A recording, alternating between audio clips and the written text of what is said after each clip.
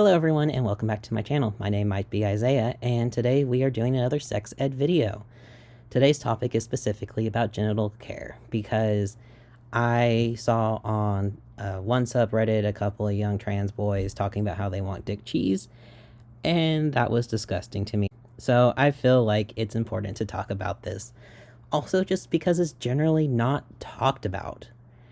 And today we're going to be focusing mostly on the reproductive genitalia. So the penis, the vagina, vulva, maybe a little bit about pubic hair, but I wanted to leave like anal health as its own separate thing, as well as talking about menstruation specifically separately, because those are bigger topics, and anal health can also be like completely its own thing. So we're going to start with the vagina just because I am curating some of this information from Planned Parenthood and they start with the vagina, so why not go with what's being presented with me.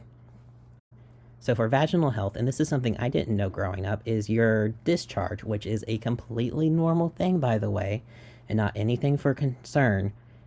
Your vaginal discharge is a little bit acidic because there are bacteria in your vagina and around your vulva that make a more acidic environment because that's inhospitable to bad bacteria.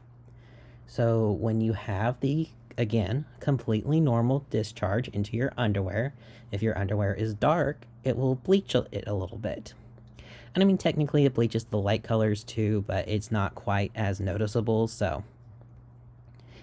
And so if you are disliking the fact that it is bleaching your underwear, I would personally save the dark underwear for period days and wear lighter colored underwear. Or you can wear a panty liner to catch the discharge, whatever's most comfortable for you. And speaking of panty liners, menstruation care. I am going to make a different video about it, but in the meantime, if you do use disposable products, go for like the unscented pads and tampons instead of anything scented, just because your vagina is very sensitive. And make sure you replace tampons every 4 hours and don't wear one overnight, because otherwise you run the risk of toxic shock syndrome, which can be actually life-threatening in some cases. If you end up being harassed or denied the opportunity to change your tampon, like say you are in class and your teacher is refusing, I would speak with your principal. If that doesn't work, speak with your parents. And if that doesn't work, if all your avenues have been closed, I would then go on to, say, social media, because nobody wants their kids to be in that sort of environment. It is extremely unhealthy. Now, for actual day-to-day cleaning, use mild, non-scented soaps and use your fingers over a cloth, because any sort of cloth will be abrasive and you won't be able to tell if anything's going on.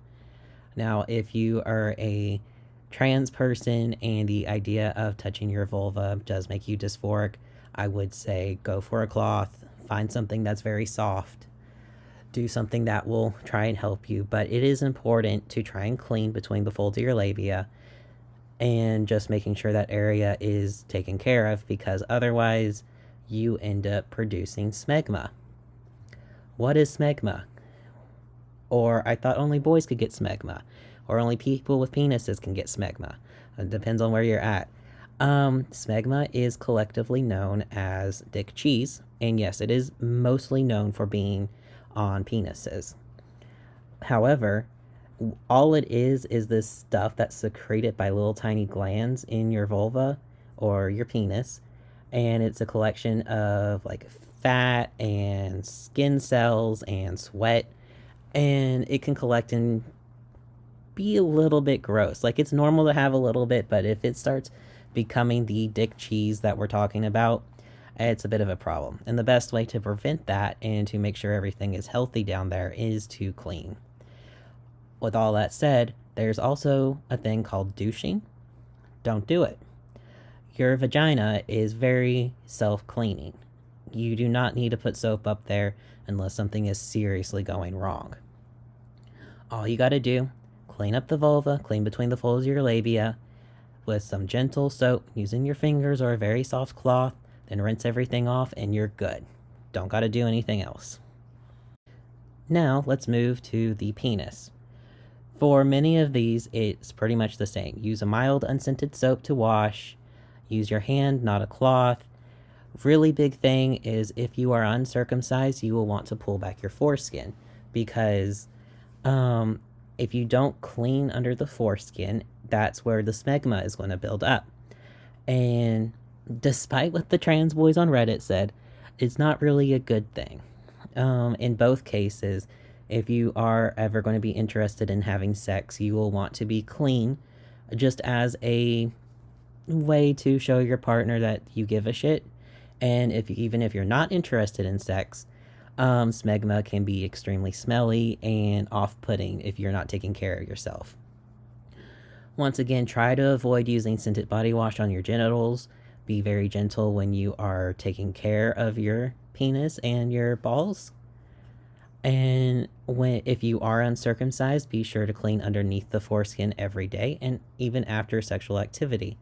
You just have to pull the foreskin back and once again use an unscented soap. This way it prevents any foul odors. Same thing when you're going to the bathroom. Try to pull the foreskin all the way back when you urinate just to avoid infections. And if you are uncircumcised, don't feel bad about it. You manage to escape the cycle where it's really mostly an aesthetic at this point. There are some religions that require circumcision, such as Judaism, but secularly, the world used circumcision as a way to try and prevent masturbation. And I'm sorry, but that does jack shit. So, whatever. But moving on, going on to underwear. So professional doctors usually recommend using full coverage underwear, no thongs, tight fitting boxers, anything like that. Really wear what is most comfortable for you. And I would suggest, unless you're about to have sexy times, try to stick with cotton. It breathes the most, it wicks away moisture, so keeps some of the sweat that gets built into smegma down, that sort of thing. And I will finish this conversation by talking about pubic hair. So, this is another topic that rarely ever comes up. Like, even when you see stuff talking about taking care of your genitals, you don't see stuff about pubic hair. What is the point of it? It seems pretty much an anomaly in humans, right? Like, we have our tuft of hair on top of our head, we have the tuft of hair between our legs, and then we've got a little bit of hair all over our body, but not that much. So why is there pubic hair? It's actually a protective buffer. If for nothing else, it reduces friction during sex and other activities, but it also kind of acts like your nose or ear hairs, where it prevents the transmission of bacteria and other pathogens from in your day-to-day. It's pretty cool, actually. Doctors don't recommend really shaving your pubic hair all the way off, but it is suggested if you choose to do so, try and have a separate razor and use a thick, once again, unscented shaving cream. Don't use soap and water. And you shave with the hair grain because otherwise you will irritate your skin, and I've experienced that personally, and I can tell you it is way worse to have ingrown hair in a place like your groin than it is to have it on your leg or something. Now, removing your pubic hair entirely can actually increase your risk of UTIs and cellulitis. Also staph boils, abscesses, and STDs. But really, I mean, it's up to you, because if you're taking care of yourself and you're keeping an eye on things, then you're going to catch it early and be able to go to the doctor if need be. If you do want to remove body hair, another good way is waxing. I would suggest you go to a professional, just because all of that area is very sensitive, and unless you know you have a high pain tolerance, at least just the very first time you choose to do it, go to a professional, see what your pain tolerance is, see if you might be able to do it yourself. Otherwise, you're going to end up with a lot of hot wax and paper stuck to you and no clear way on getting it off. Another thing to do is to make sure you exfoliate regularly using a loofah or scrub to remove dead skin. So basically, when you're cleaning your groin, don't use that stuff on like your penis, your balls, your vulva. Just use that like you would around the pubic hair as the rest of your body, essentially. And we're going to finish this off. There's some people that choose to use body oils and lubes like Vaseline or coconut oil, etc., to moisturize. But really, just make sure that you're keeping it outside of the vagina, because again, the vagina is very sensitive and self-cleaning, and if you put stuff in there that doesn't need to be, you can really fuck it up. And also, if you are using oils and lubes like this as a moisturizing agent, do make sure that it is compatible with whatever condom you're using. Natural oils can actually break down a condom, just like the silicone lube. So usually if you're choosing to use a condom, the best option is to use a water-based lube instead of like coconut oil or silicone. Now, when you are transitioning, your genitals will begin to change. And this isn't a one box fits all. Like for me, my genitals haven't really changed at all.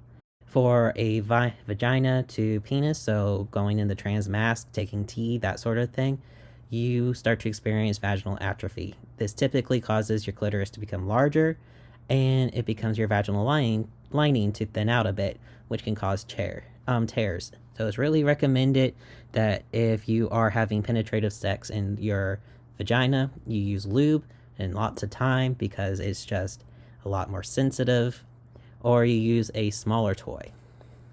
For the penis to vagina transition, so transfem, MTF, that sort of thing, your genitals, your penis, and your balls will get smaller, but it doesn't typically affect your ability to go to the bathroom. You may experience erectile dysfunction, and if you are someone who wants to continue to use your penis for penetrative sex or anything like that, or self-pleasure, they can help you counteract the erectile dysfunction, but that's really something to speak with your doctor about. So that's going to be it from me today. I know it's a little bit of a short one, but I thought it would be good to focus mostly on just like using the mild unscented soaps, trying to use your hands over a cloth, understanding how pubic hair is actually important, all that fun stuff. So I hope you guys have a good day today. Stay hydrated, stay healthy, and I'll talk to you tomorrow. Bye-bye.